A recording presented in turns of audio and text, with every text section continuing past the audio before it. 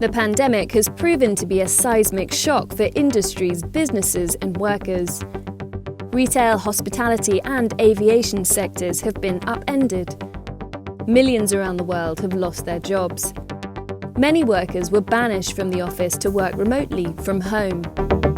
Yet, as countries start emerging from lockdowns, a new world of work offers exciting possibilities. The pandemic is having, dreadful short-term consequences on a lot of people, but the medium and long-term impact will be positive. We had no preparation and everyone rushed onto video calls as the big solution to connect teams. And, really thinking about how we do this is crucial. Economist journalists Miranda Johnson, Avantika Chilcotti and Callum Williams spoke to subscribers about some of the more surprising trends that will influence the future of work. I'd like to start and turn to Callum initially, as you have the cover story this week, Callum, on the future of work and what the pandemic has meant for the labour force.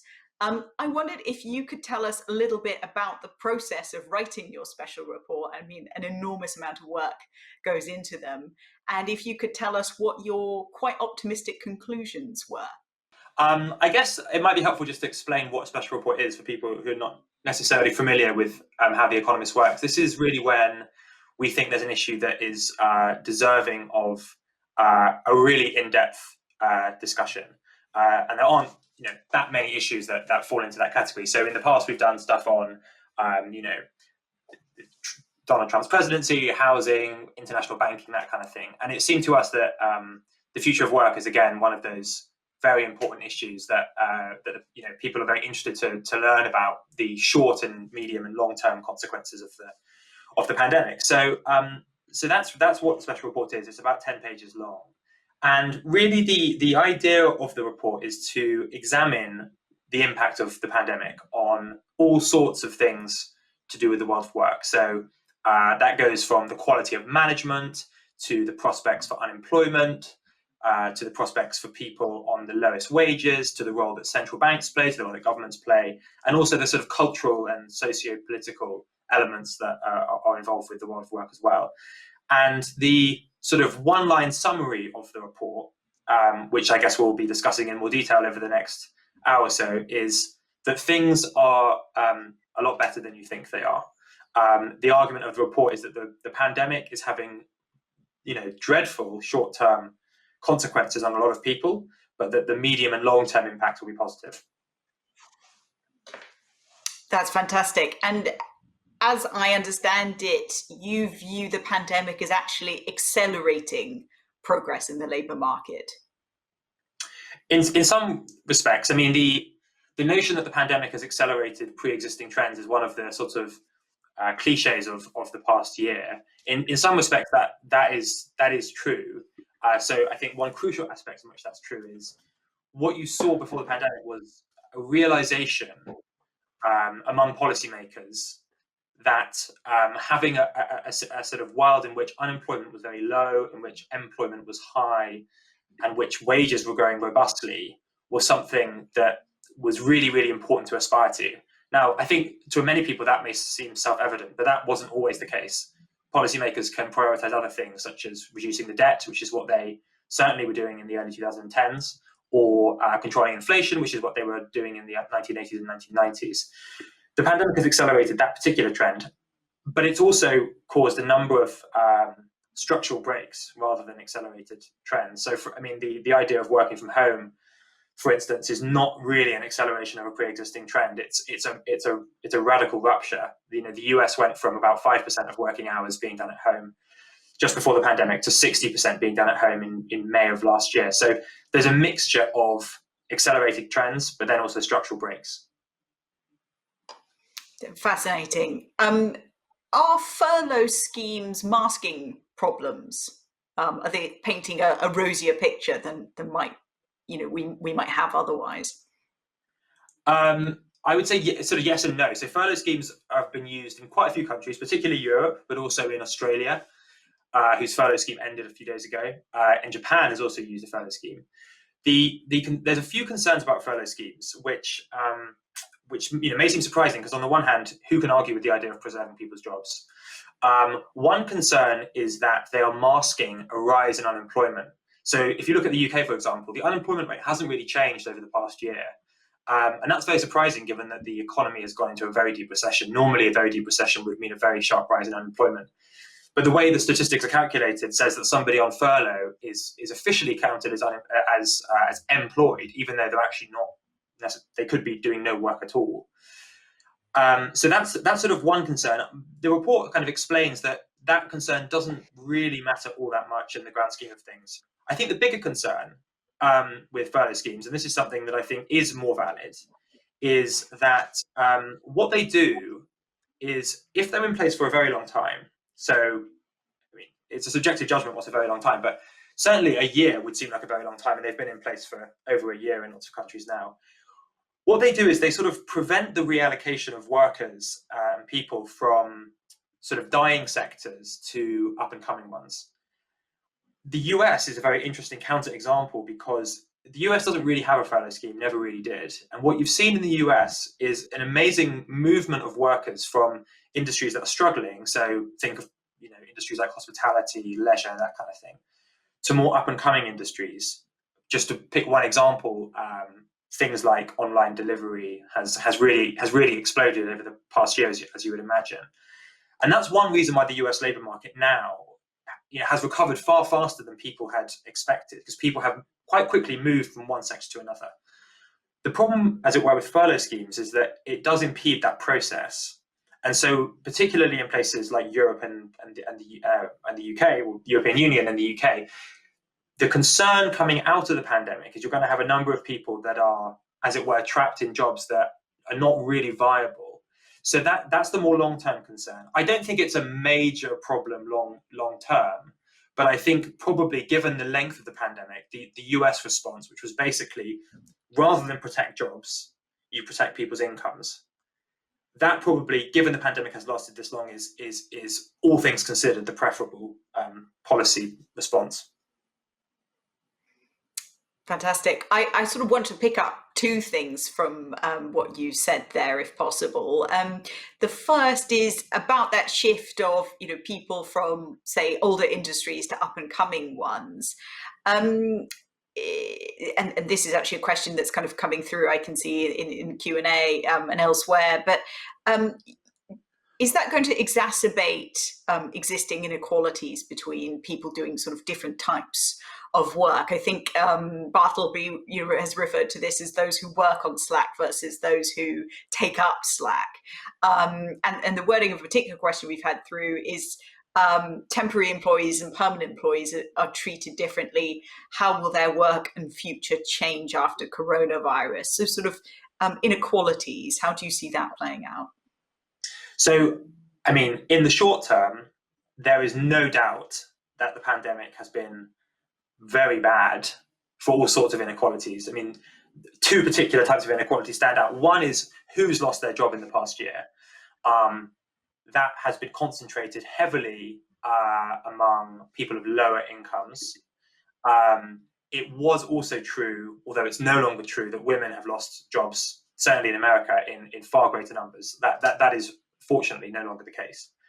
But the second type of inequality is the inequality between the people who are able to stay at home and the people who have to stay outside and be in public space and work in factories and restaurants and all that kind of thing. And what you're seeing now is a number of studies being published which basically looks at incidence of mortality between different occupation groups over the past year. And not every country sees this.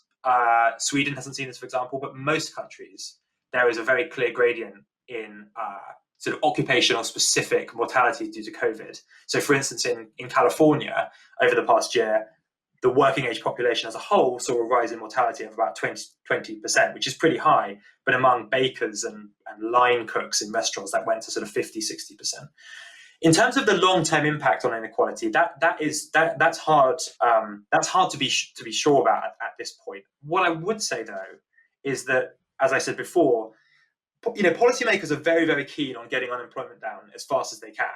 And particularly if you look at the US, it is really all hands on deck from both the Federal Reserve, the central bank, and the federal government to have very, very loose policy. And that policy is likely to stay loose until the unemployment rate in the US falls back down to 4% or 3.5%, or around about that level. Now, the evidence from before the pandemic shows that that's incredibly progressive, because you get to an unemployment rate that's low, that is so low, that the wages of people at the bottom of the labour market start to increase fast. Before the pandemic, they were increasing a lot faster than the wages of people at the top. So in that sense, there is a sort of silver lining in terms of inequality that comes out of this pandemic, even if the short-term impact is highly regressive. And final question that I had before I bring in Avantika was related to, along with the shifts you mentioned, a certain kind of sense of doom mongering, and work and the world of work is always getting worse for people, and actually that kind of sense of negativity is quite pervasive throughout history, if I understand your special report correctly, and it isn't necessarily true. How do you view people's job satisfaction? Do people really feel like things are getting worse in their working lives? Yeah, you're absolutely right. So I think everyone watching this will probably, even if they don't agree with it, they'll be familiar with this sense that the world of work, even before the pandemic, had gone wrong in some way. So there's loads of best-selling books that talk about this. I mean, the most famous of all probably is the David Graeber book called Bullshit Jobs, where he basically says that loads of people are stuck in jobs that are just pointless and soul-sucking. But there's other concerns too. I mean, there's concerns that all the jobs that emerge today are very low paid, that they're insecure, that they don't offer people meaning. This will be familiar, I think, to everybody watching this. But there's sort of two things to say about that. The first is that if you look back through the historical record, one of the sort of lessons of history is that at different times and different places, people have been concerned about sort of different things. There's always been concerns of one sort or another about the labour market, going all the way back to Adam Smith, who was concerned that industrialization was going to basically force people into boring, repetitive tasks in factories. That was going to, he's quite explicit about them. It was going to turn them stupid. He was very concerned about that. I mean, this graph that's just come up on the screen, you can see that back in the 70s, this idea of alienation was a really big concern of people, a bigger concern than inequality was. I think to 21st century ears, the idea of alienation is itself quite a sort of anachronistic word. It has kind of odd Marxist connotations, but that was a big concern back then. So, and of course, exploitation as well is the other thing that people were very concerned about in the 1970s, and that's no longer talked about as much. So that's the first thing, that in different historical epochs, people have had different concerns about the labour market, but there has never really been a time when everybody has sort of sat down and said, isn't the labour market working really nicely? That's just never happened before, even in the golden era of the 50s and 60s. And then the second thing I think is really important to say is that if you actually ask people, rather than journalists and social scientists and academics, how is the labour market working? What you saw before the pandemic was that on basically every measure you can find, the world of work was not only getting better, but it was at an absolute level pretty much as good as it has ever got. So Gallup, which is that American polling company that does a lot of stuff, is very good. There's another thing that's just come up on the screen here. They ask people in America a bunch of questions about job satisfaction. So that encompasses both, how satisfied are you with how much you're paid? How much do you like your co-workers? What are your chances for promotion? Are you recognized at work? Do you get good health insurance? Do you get good holidays? Do you work too much? Are you stressed? Basically, all these dimensions, they ask people how they're doing at work. And we're showing 4 of them here, but basically all of them were going up very steadily before the crisis. And for a lot of them, they were either at record highs or very, very close. And when I first saw this graph, I was extremely surprised because it really goes against everything that you're told about modern labour markets. So it's partly on this basis that the report comes out and is fairly optimistic. The big question really for the post-pandemic world is, how do we get back to where we were in 2019? It wasn't perfect, and we can talk about why it wasn't perfect, but it was pretty good actually. Thank you so much. Avantika, so excited to ask you a little bit about, video platforms of all sorts. I suspect Zoom will get mentioned a fair amount because you've written a brilliant piece this week that complements Callum's special report really nicely, all about sort of Zoom. Is it good for us? What does it do to us? What does it do to teams? That kind of thing. And I can see on the Q&A that questions about, whether Zoom meetings or in-person meetings are better are starting to crop up. Would you tell us a little bit about sort of what you've learned in the process of writing that piece? Sure. Seems quite meta, sort of sitting here on a video call with you both talking about all the terrible sides of virtual communication, but here goes. I guess the biggest downside to virtual work, to sort of video conferencing for me, is what people are calling Zoom fatigue. And, people have been complaining about this for quite a few months now, but there was a bit of Stanford research in recent months that kind of put the science behind it. And there were 3 big reasons why video calls are exhausting that stuck out to me. The first is a really simple one. It's the fact that we all look at each other very close up with lots and lots of eye contact. These guys at Stanford did a little experiment. They got a computer on a desk. They set up a one-on-one Zoom call and just the default settings. And they measured how big someone's face is when you do that. And it's about as big as someone's face is when you stand 50 centimeters apart. And, years and years of psychological research shows that the brain associates that kind of proximity with sort of conflict or mating. And it's pretty exhausting for our brain to pick that apart when the person we're seeing close up is a boss or a colleague. Alongside that, there's the issue that when we're all staring at our screens, as we are now in a meeting, whether you're speaking or not, it feels like everyone's making direct, unwavering eye contact with you.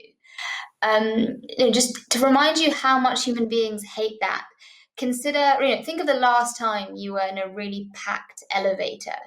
The instinct the brain has is to avert your gaze, to look down at the floor. And again, it's another thing that the human brain doesn't like. We don't like it. We're uncomfortable, and it's really quite exhausting.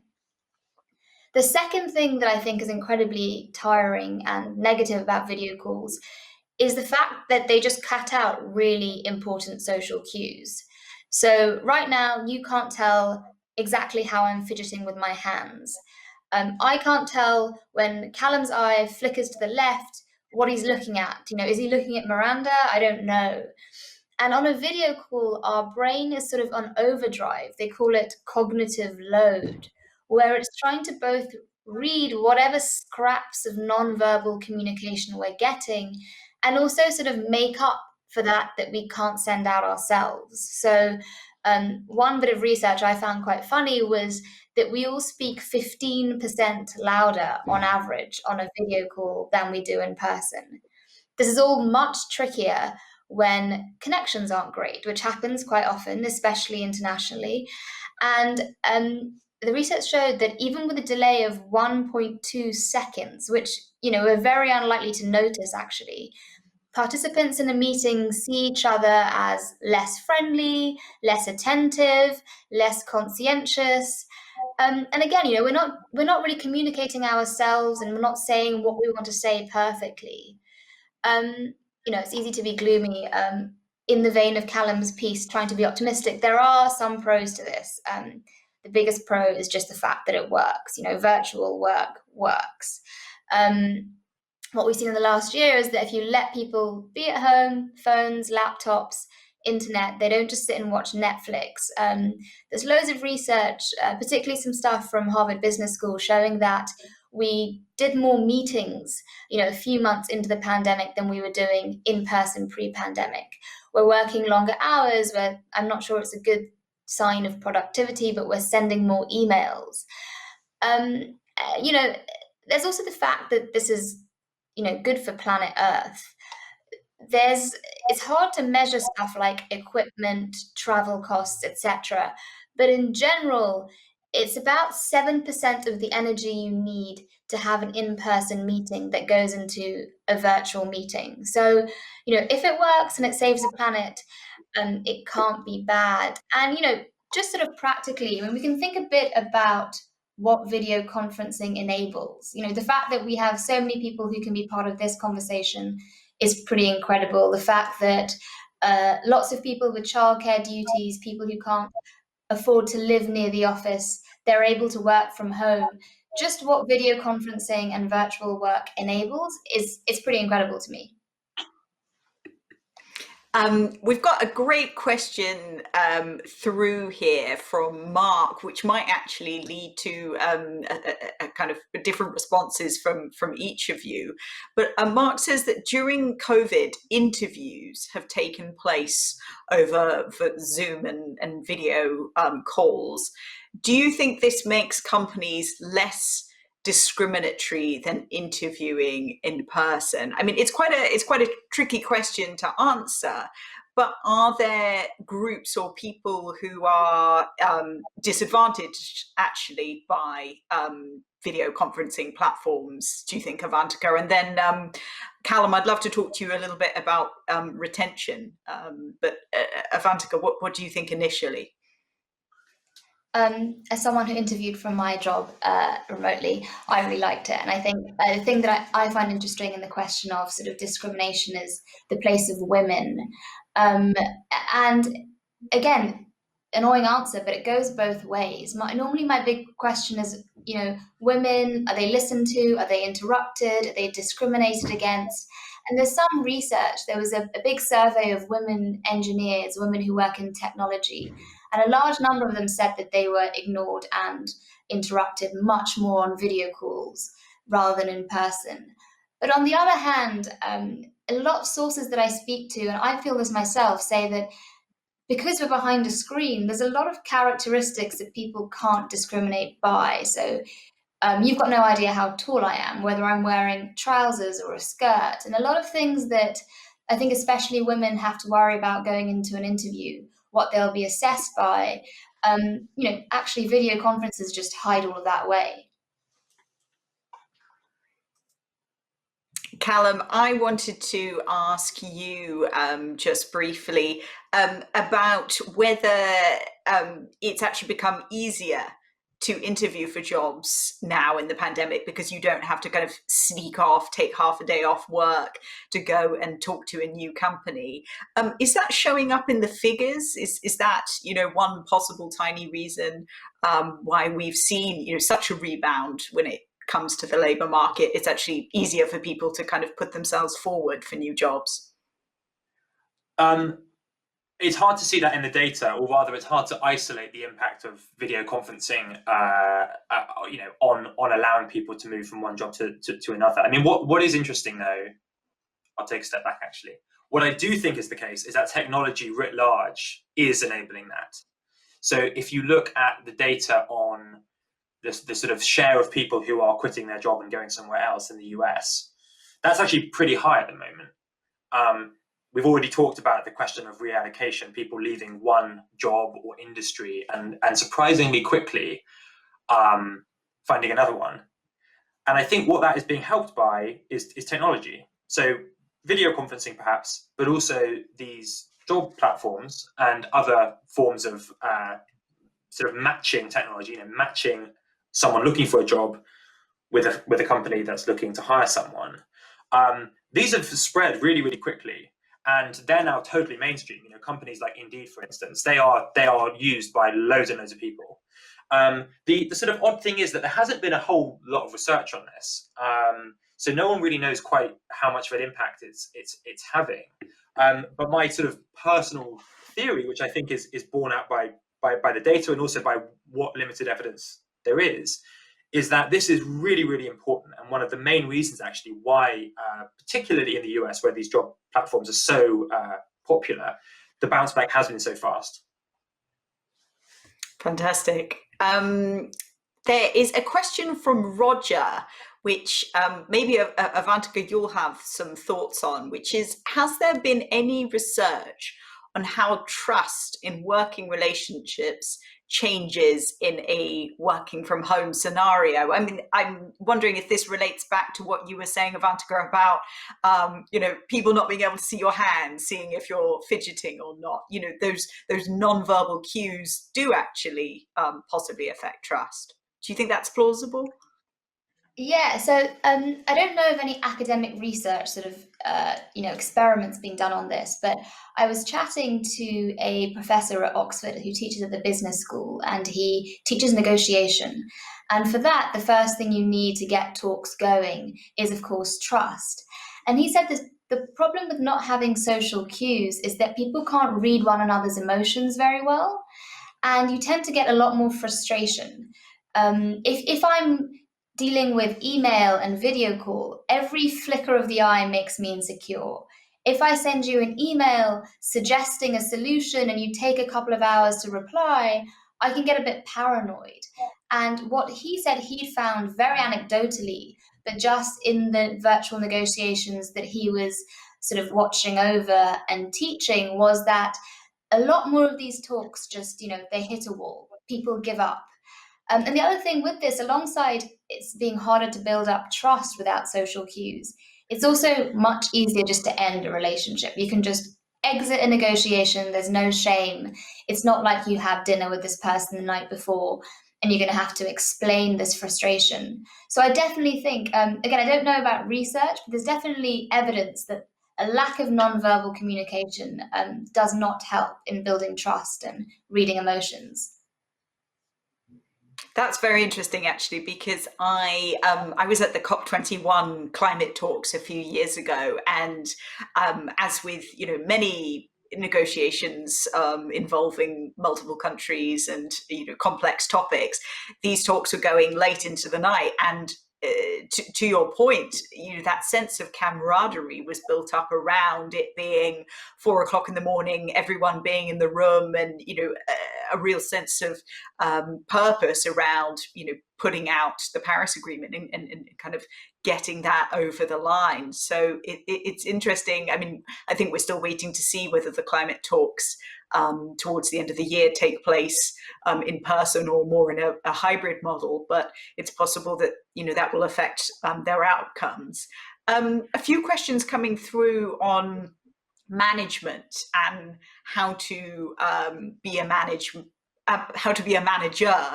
and also how to manage other people in the current environment.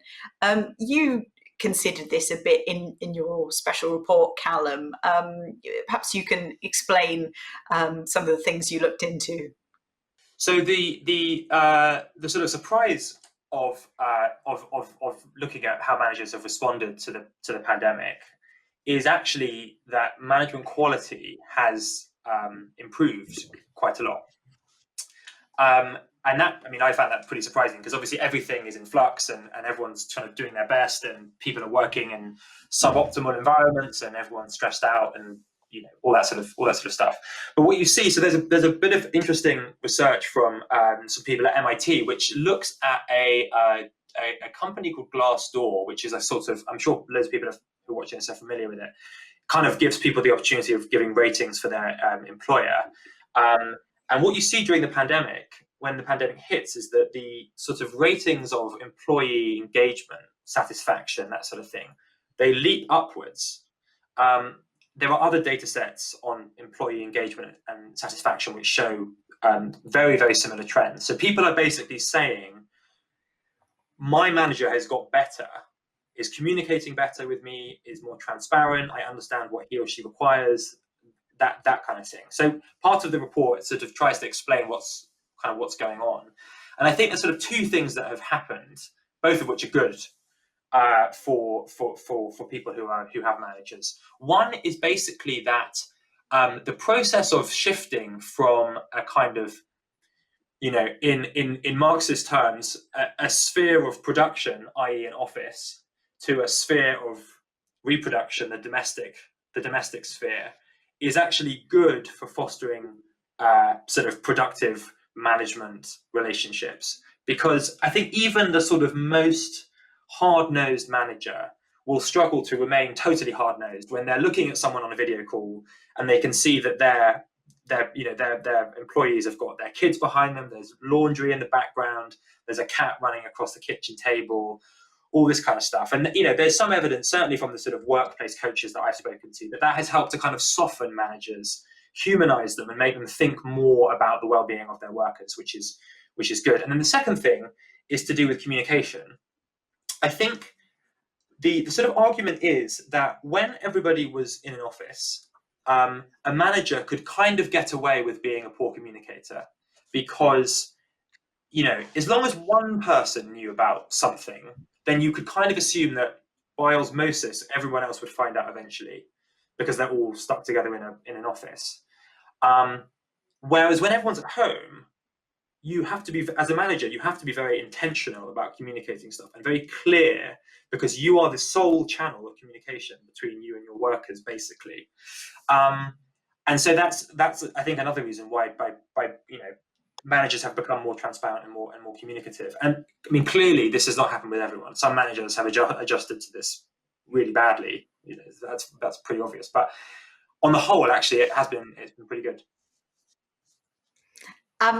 Is that a possible benefit actually of video conferencing platforms of Avantika? I mean, I perhaps skewed the question somewhat, but are there also advantages that we haven't sort of really thought about so far today about using the kind of video calling that we're using right now? Did you come across any of those? I mean, on Callum's point about communication where managers are concerned, one thing I was really struck by was the data on how many meetings people went to post-COVID. I mean, if what we're trying to fight is presenteeism, if what we're worrying about is managers leaving people out of conversations, perhaps junior people, younger people, what a lot of research has shown is that actually people are attending more meetings, but they're keeping them shorter. The Harvard Business School professors whose research I was looking at found that meetings on average were actually 20% shorter on video than in person. But the number of people invited went up by an average of 2, which is about 14% of the size of the average meeting. And that to me is pretty interesting, because if managers are getting people together, trying to get everyone communicating, it sounds like we're being inclusive and efficient. In terms of what managers need to do, I mean, there's some pretty obvious things. As you know, the empathy question is something that Callum has pointed to, right? I mean, if you can see everyone's pets and their children and the washing, you have more of a sense of what else they've got to deal with. There's also a sense, a lot of management people are saying, management professors are saying, you've got to think more about output rather than hours. You've got this idea of an unstructured workday. Analysis of people's email, of people's use of video conferencing platforms shows that people are sending sort of more emails, but over a longer day. The sense is that people aren't working sort of 9 till 12:30 and then again 1:30 to 5. They're sort of doing this flexible work throughout the day, and managers tend to need to focus not on, hey, can I check if this person is working? Because frankly, virtually, you're not going to be able to, but just check what they're actually producing. And that's a different metric to focus on. I have seen that we've got a lot of questions coming in about office space, what's going to happen to office space, how is the physical environment going to change? Obviously, companies have got different responses to this. I believe Spotify has said that people can work from pretty much anywhere, and other tech companies, I'm sure, following suit. Callum, do we have a sense of how real estate markets are going to shake out after this, or is it all still very much up in the air? I'd say it's becoming a bit clearer. You see some pretty wacky surveys looking at how much people are going to be working at home. That might lead you to think that cities are going to empty out. People are going to be working wherever they like for a company. I mean, that isn't going to happen. The best evidence I've seen on this is from a paper that came out of Stanford. And what it suggests is that it's going to be about, for the average American firm, it's going to be about, well, this is the interesting thing. What employees want is about 3 days a week in the office, but what employers want is about 2 days a week in the office.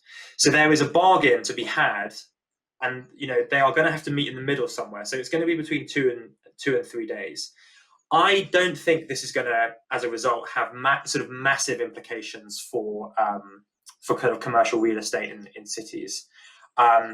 Yes, I'm sure there will be some companies that decide they no longer need a lease.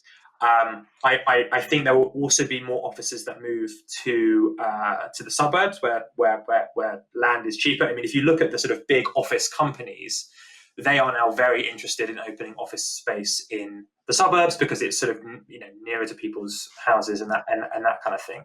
I really, really don't think we're going to be in a situation where cities are no longer economic powerhouses, where Canary Wharf and One World Trade Center empty out entirely. It's just that isn't going to happen. So that would be my view, which I think is pretty backed up by the evidence.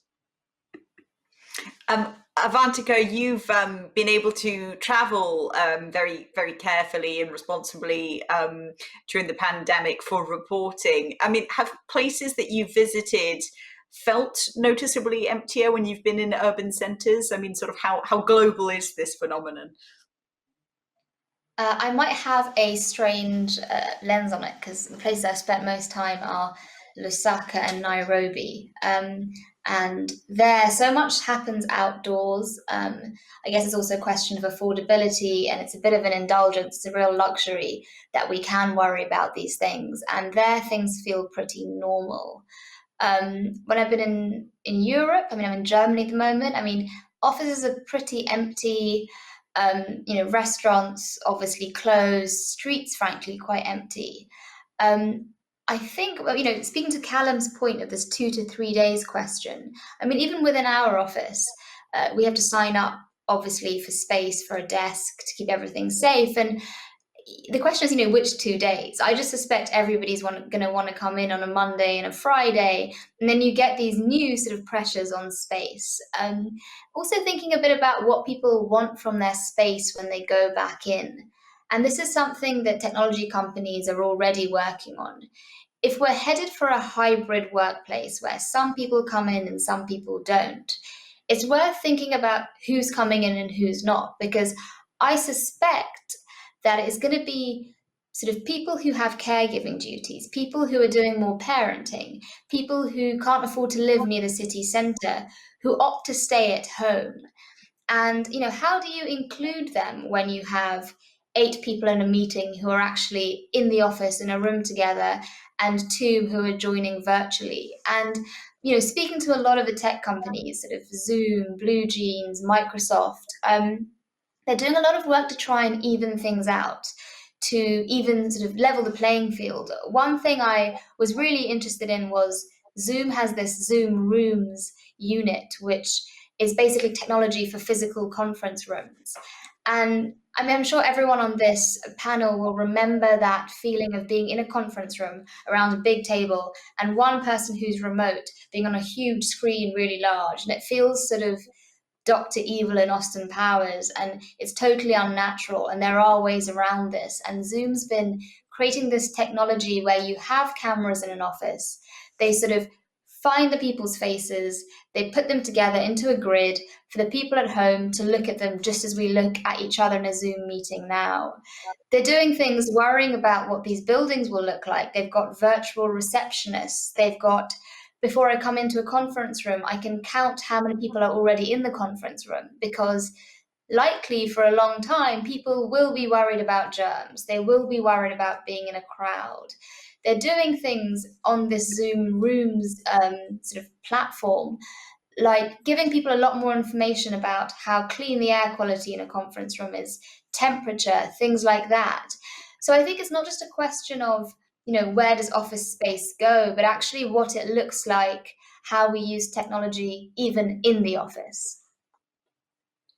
You've brought up some incredibly important points there, and it actually fits in extremely well with some of the questions I'm reading around culture and sort of, how to make people feel included, how to welcome new hires, how to sort of keep the vibe of an office going. Do you think that, it is even possible for things like Zoom Room to attempt to replicate that sense of conviviality, or do you think it is going to have to be a sort of an awkward hybrid in order to maintain a sense of culture? From people I've spoken to, it seems to be very, very personal. I mean, the thing that companies have done a lot of in the last year is things like Zoom drinks, virtual drinks. And the number of people I interviewed, especially people who are new to a company, who would say, God, it was just so awkward after a while, these strangers who I've never seen. How can I interact with them when I'm just a square? The second you start putting your hand up to make a point in a drinks, it doesn't feel much like being at the pub. It doesn't feel natural. So it's personal. There's some people who will appreciate the effort, others who won't. But again, it is a question of how you use a lot of this technology. Again, for sort of office culture and new hires and including people, there's loads of stuff you can do. Again, I don't know who enjoys this and who doesn't, but there's gamified sort of versions of Zoom, which make you into a little cartoon and you wander around a cartoon living room playing games with other people. And again, as I say, I don't know how good these things are at making everyone feel included, but there are ways around it. Again, personally, I sort of find that if I have met someone in person, then sharing culture, loosening up via a video call is much easier if you have at least once met. So hopefully when things are hybrid, we can mix these things up and use virtual work and in-person meeting wherever they're most appropriate and for whoever they're most appropriate for.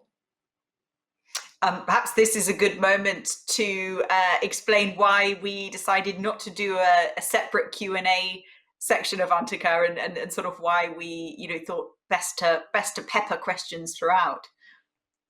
Yeah, so there was, as part of my research, I spoke to a lot of companies that have had work from home and encouraged virtual work pre-COVID, because I figured, they must have sorted out some of these things. And they, a lot of managers in the last year moved overnight immediately. It was overnight we moved onto online work. We had no preparation and everyone rushed onto video calls as the big solution to connect teams. And, really thinking about how we do this is crucial. So a lot of people who've done this for a while said to me the chat function is really important to make people feel included.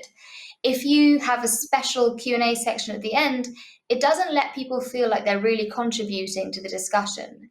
In an internal meeting, introverts, for example, are much happier contributing often in a chat function than butting in to a verbal sort of video call. And there's lots of other parallel things that I found people were doing, which the rest of us either are learning over time over the last year or could do with learning, I think.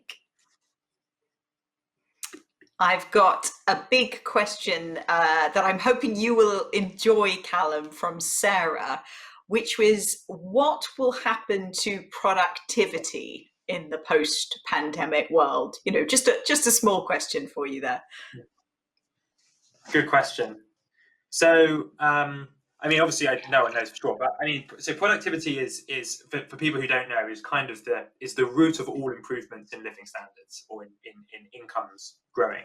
It's basically the question of how much value is someone producing in an hour's worth of work. So it's really the foundation for everything. The reason why America is richer than, just to pick a random country, South Africa, is because it's more productive than South Africa, basically. So I think there is a chance that there will be an improvement in productivity for sort of two reasons, I guess. One is there is some evidence that the shift to working from home will, in and of itself, increase productivity. That's partly because people, on average, are more productive. They get more done when they're working from home. So that's one thing. It's also because, and this is just slightly more complicated, you can sort of free up resources when you're working from home. So the house that I'm currently in now has become both a house and somewhere where somebody produces stuff that is sold for money.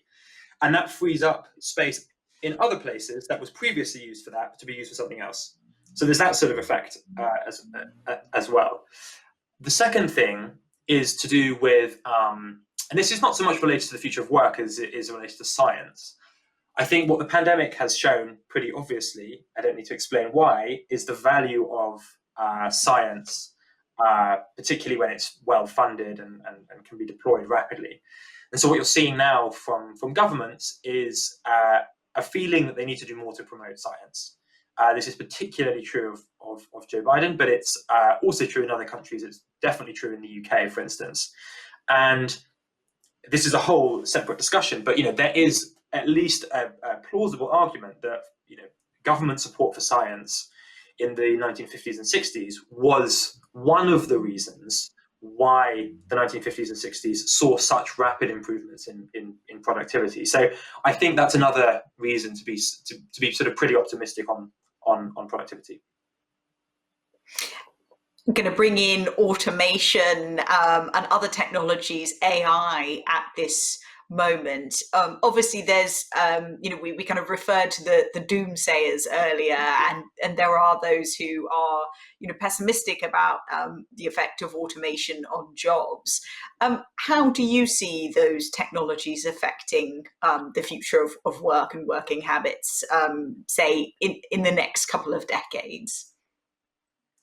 Yeah, so there's a chapter on this in the report. So the argument, which I think is right, is that automation is one of those things, a bit like all the other stuff we were talking about at the beginning of the session, where people have always been concerned about it as regards the world of work. So, you go all the way back to the beginning of the 19th century and people are saying, all of these mechanized spinning machines are going to put people out of work. You go to the 1920s and there was huge concern about automation in the telephone industry. How people used to have those things where people would put the plugs in to connect one person to another, and then they got automated, and people were terrified about this and how it was going to put particularly young women out of work. And then you go to the 60s when there's a huge emphasis on government science that we were just talking about, and you have Time magazine talking about the automation jobless. Now, obviously, through all of those periods, unemployment wasn't really very high. Employment kept growing, jobs kept being created. You then get to the sort of 2010s, and sort of after the financial crisis, you had this another surge of concern about automation. All these books being published, which sold really well, best-selling books, AI, machine learning, all of these kind of buzzwords get bandied around. And the idea being that most people are going to be put out of work. There was a famous paper that came out of Oxford University which was misinterpreted to suggest that 47% of all American jobs were going to be automated. As I said at the beginning of the session, there was, or implied at least, there was no evidence at all that this was happening before the pandemic. Then you get to the question of what does the pandemic mean that there's going to be this sort of sea change? And some people think there will be. And certainly you can find examples where businesses are using robots now to reduce the risk of infection and disease, whereas they weren't before. So for instance, you're seeing, take slaughterhouses, for instance, which, as I'm sure everyone watching this knows, have been the sort of the epicenter for lots of outbreaks of coronavirus in the US because they're cold environments and people are sort of crammed together. So you see automated slaughterhouses. There are other examples as well of these machines spreading to stop infection. Then you get to the question of, is this the moment where AI and machine learning and all these robots come and take the jobs? The argument in the special report is that no. The evidence so far, a year and a month into the pandemic, is that jobs which generally are thought to be more likely to be automated have not in fact been automated in higher numbers. You can see this in the US, and you can also see this in Australia and New Zealand, which are sort of further along the kind of post-pandemic path than most other countries. And then the argument that's made in the special report is that the chance of this could happen. It could happen. I mean, it's impossible to say it won't happen, but there's reason to think it won't. And now I'll just pick one reason why. I was having an interesting conversation with somebody who is an automation consultant. Now, when a business wants to automate something, they have to they don't just buy the robot and put it in the office and sort of hope it works. They have to, pay for someone to come in, work out exactly what needs to be automated, do it, and then check it all works. And so it's quite a complicated process. And this person, in fact, a number of people I spoke to about this, were saying this was already a pretty difficult process before the pandemic, because this person's based in one part of the US. They have to get a flight to another part, go into the factory or the office or the hotel or the restaurant, speak with the management, speak with the workers, That has become really hard in a world where you have to socially distance, or where there's travel restrictions, and where offices and hotels and factories are closed. So obviously, we all hope that those restrictions will lapse or end at some point. But certainly for the medium term, those kind of projects aren't happening. So it follows that the sort of automation that people are concerned about, there's going to be less of it probably, rather than more of it. Fascinating. We're sort of getting towards the end of our time, but one of the things I did very much want to ask Avantika was sort of for her top tips on, how best to use video conferencing platforms. What should we be doing more of? What should we be doing less of? When we leave this particular video conference.